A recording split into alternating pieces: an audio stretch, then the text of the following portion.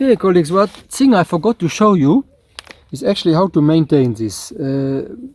Once in a month you come and check and see. The first thing you would actually look at is the water. Is there still water in there? Is it still fine? Well, I'll just top it up a bit. Yes, it is vacuum, it is sealed and everything, but some water evaporates out and some goes down through the tip.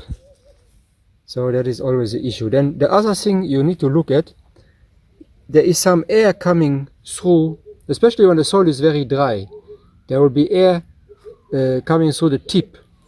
And what you will do, you put this on and then you hold it tight and you use this machine, the one I'm holding here, to create a vacuum and to get rid of the air bubbles. You can see it's going up to 50 now. I can go up a bit more.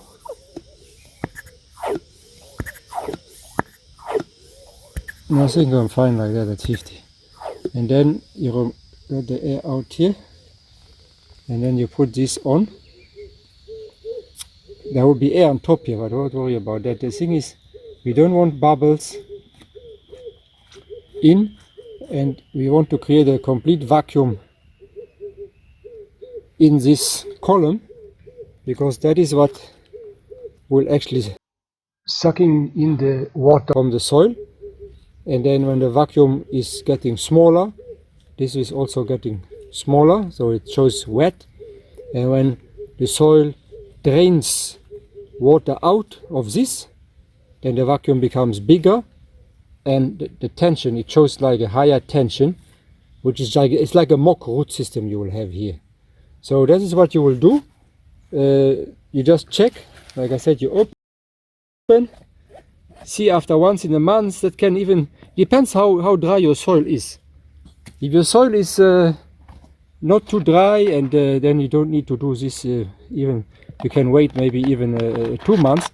But you have to look it up, because at one stage you can observe, or you might observe, that the soil is dry but the gorge doesn't move. Then that means it does not work. If this thing does not move, it does not work. And since I opened now here, I do the same here. Like I said, this thing was fine, but I just do it now. Go up. See, it becomes more difficult to pump. Go to 50. Close it here. And then when you turn this, make sure you don't overturn it. It must sit in nicely, gets tight, and then we are done. I think that's all about servicing and maintaining your tensiometer. So if you don't do that, then the reading might not work.